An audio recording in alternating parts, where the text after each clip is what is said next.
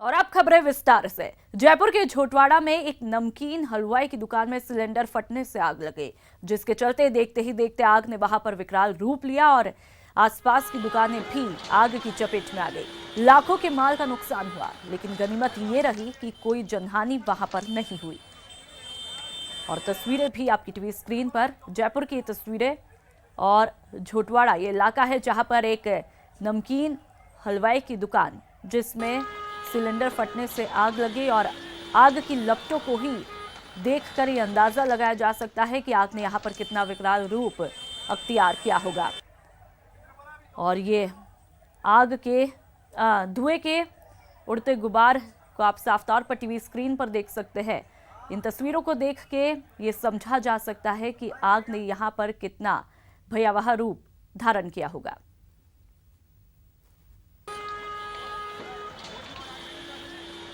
और मौके का जायजा भी लिया है हमारे संवाददाता भंवर पुष्पेंद्र ने। झोटवाड़ा के इस हलवाई की दुकान पर यहाँ आग लगी थी। मैं आपको बता दूं कि खुले में ये यहाँ नमकीन बनाते थे और ये सिलेंडर यहाँ पर थे और यहाँ बार बार कार्रवाई के बावजूद भी ये बाज नहीं आ रहे थे। और यहाँ ये हलवाई की दुकान थी, नमकीन की दुकान थी, जिसमें आग लगी और जिसकी चपेट में ये मोबाइल की दुकान भी आ गई। कुछ भी इन दोनों दुकानों में नहीं बचा है। तो वहीं दोनों तरफ ट्रैफिक का जाम, लंबा जाम यहाँ पर लग गया और लोगों ने उस वक्त राहत की सांस ली जब तकरीबन आधा दर्जन से अधिक दमकलों ने आकर यहाँ आग पर काबू पाया है। मैं आपको बता दूं कि अभी भी देखिए शॉर्ट सर्किट यहाँ पर हो रहा है और यहाँ आग को हालांकि पूरी तरह से काबू में तकरीबन 1.5 घंटे की मशक्कत के बाद कर लिया गया।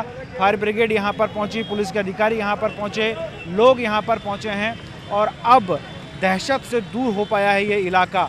लेकिन तकरीबन 1.5 घंटा तक ये इलाका पूरा दहशत में रहा। हमारे साथ यहाँ व्यापार मंडल के महामंत्री भी है, उनसे हम बात कर सकते हैं। सब क्या कुछ हुआ था यहाँ पे, क्या चल रहा था? ये नमकीन की दुकान है, मेन रोड पे ही लगाते हैं ये लोग और इन्होंने क्या है ये 3-4 सिलेंडर रोड पे ही लगा रखे थे और वहीं उसमें आग लगी।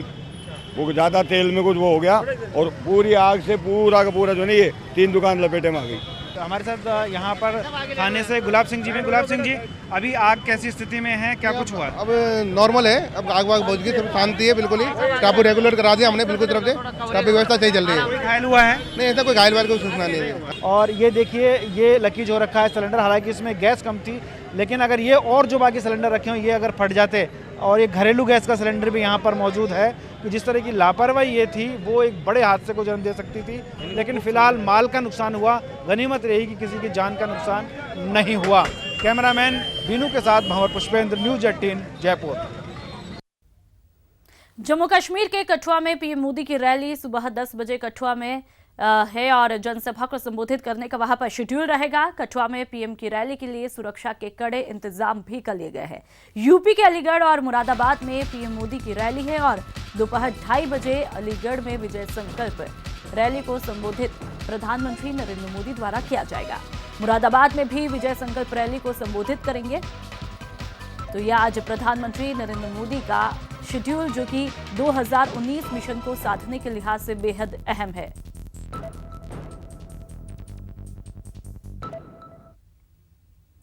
आज प्रदेश में धुआंधार रैली करेंगे मुख्यमंत्री अशोक गहलोत और सुबह 11 बजे अलवर के थानागाजी में सीएम की जनसभा होगी।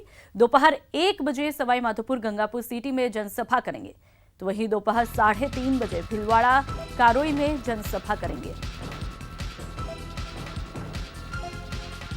तो आज मुख्यमंत्री अशोक गहलोत प्रदेश में धुआंधार रैली करने वाले हैं।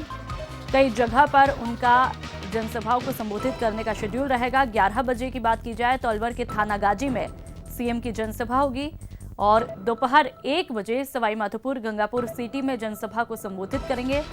उसके बाद में दोपहर 3:30 बजे भिलवाड़ा कारोई में जनसभा को संबोधित करने का शेड्यूल मुख्यमंत्री अशोक गहलोत का रहने वाला है।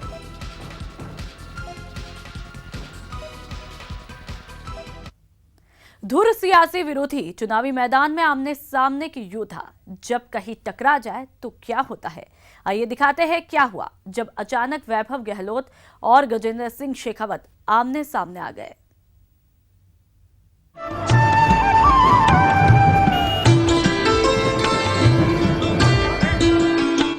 प्यारा सजा था मां का द्वार, लगी थी भक्तों की लंबी कतार। वैभव गहलोत ले रहे थे आशीर्वाद, पीछे से आ गए विरोधी उम्मीदवार। फिर क्या हुआ, किसने क्या किया, किसने क्या कहा, किसने क्या सुना?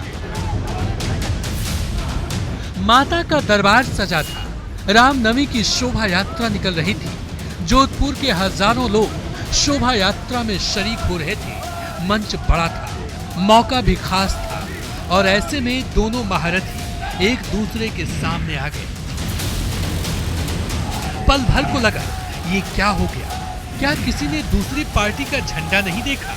क्या एक दूसरे के कार्यकर्ताओं को पहचान नहीं पाए? क्या माता के दरबार में आने की टाइमिंग गलत हो गई? लेकिन ना टाइमिंग गलत थी, ना किसी से कोई भूल हुई थी। दोनों के दोनों जीत का आशीर्वाद लेने आए थे, मां के दरबार में मत्था टेकने आए थे। और जब एक दूसरे से सामना हो ही गया तो फिर हाथ भी मिलाए और गले भी लगे। उम्र और तजुर्बे में बड़े होने की वजह से गजेंद्र सिंह शेखावत ने हाथ पकड़ा, गले लगाए और छोटे भाई की तरह वैभव गहलोत भी हंसते मुस्कुराते उनके साथ डटे रहे।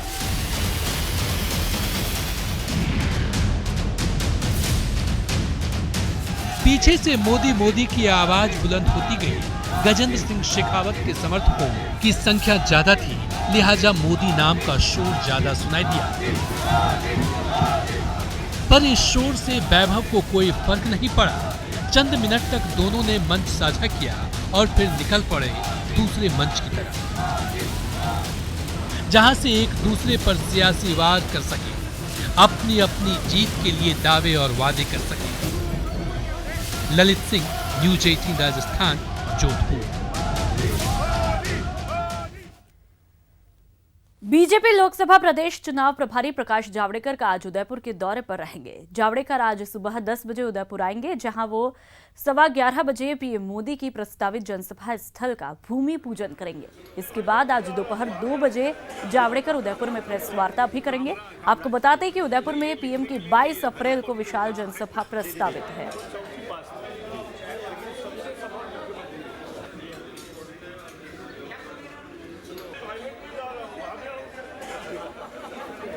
तो 22 अप्रैल को मेवाड़ आ रहे हैं प्रधानमंत्री नरेंद्र मोदी, और उसी के तहत आज प्रकाश जावड़ेकर उदयपुर के दौरे पर रहेंगे। जिस जगह पर प्रधानमंत्री नरेंद्र मोदी जनसभा करने वाले हैं, वहां का भूमि पूजन किया जाना है। और इसके बाद आज दोपहर 2 बजे जावड़ेकर उदयपुर में एक प्रेस वार्ता भी करेंगे। बेहद खास ये मिशन रहने वाला है प्रधानमंत्री नरेंद्र मोदी का 2019 के लिहाज से।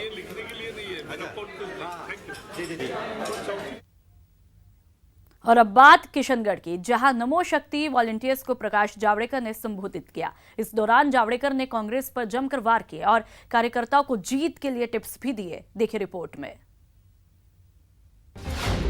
जावड़ेकर का जीत मंत्र, कांग्रेस मतलब कांग्रेस माने झूठ, कांग्रेस माने लूट, यह हमें समझना चाहिए। सुन लीजिए, कांग्रेस पर बीजेपी का बड़ा हमला है। बीजेपी कांग्रेस को झूठ और लूट पार्टी बता रही है और कर्ज माफी को लेकर लगातार गहलोत सरकार को घेर भी रही है। कर्ज माफी तो की नहीं, लेकिन जो मोदी जी 6,000 रुपए भेज रहे, उत्तर प्रदेश में मिले, हरियाणा में मिले, महाराष्ट्र में मिले, गुजरात में मिले, लेकिन राजस्थान में नहीं मिले, क्योंकि राज्य सरकार ने एक पत्र भेजना था केवल कि ये सारे अकाउंट हमारे राजस्थान के किसानों के हैं और वो वेरीफाई है, इनके खाते में पैसा जमा करो। ये पत्र जो राज्य सरकार को नियम से भेजना पड़ता है, वो भी पत्र अशोक गहलोत ने नहीं भेजा। ये उनको देश भर के किसानों को जो पैसा मिल रहा है उससे भी, और जो मोदी जी पूरा दे रहे हैं, इनको एक पैसा भी नहीं मांगा था, वो भी किसानों तक नहीं पहुंचाए। बीजेपी का दावा है कि अब की बार फिर से राजस्थान में 25 में से 25 सीटों पर बीजेपी का ही कब्जा होगा। कांग्रेस ने अपने वादों की खिलाफत की है, इसकी सजा देने का समय है। और इसलिए मैंने आत्मविश्वास से सब जगह कहा है और आज भी फिर से दोहराता हूं, 25 के 25 सीटें भारतीय जनता पार्टी जीतेगी।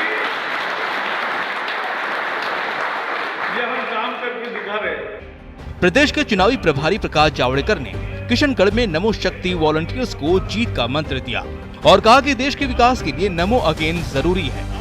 हनुमान बेनीवाला है, त्रिवेंद्र सिंह बैसला है, समाज के सभी वर्गों के लोग आ रहे हैं, क्योंकि उनको भी लगता है सबको कि एक ही है मोदी जी कि जिसके देश में देश सुरक्षित है, और इसलिए तरक्की के लिए, सुरक्षा के लिए और एक अच्छे नेतृत्व के लिए लोगों की पसंद मोदी है।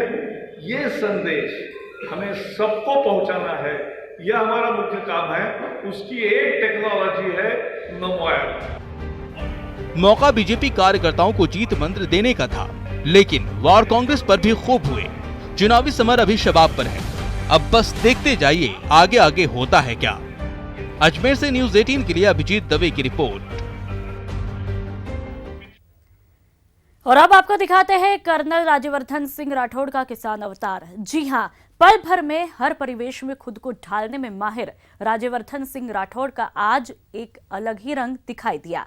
प्रचार के दौरान जब राज्यवर्धन सिंह राठौड़ का काफिला केला कबास गांव से गुजरा तो अचानक किसानों का दर्द जानने राठौड़ खेत में कल जा पहुंचे। वहां लावड़ी कर रही महिला से उनकी समस्या जानी, साथ ही केंद्र सरकार की योजनाओं का फीडबैक भी लिया गया। इस दौरान राज्यवर्धन सिंह राठौड़ ने खेत में अपने हाथ आजमाए और गेहूं की फसल काटी।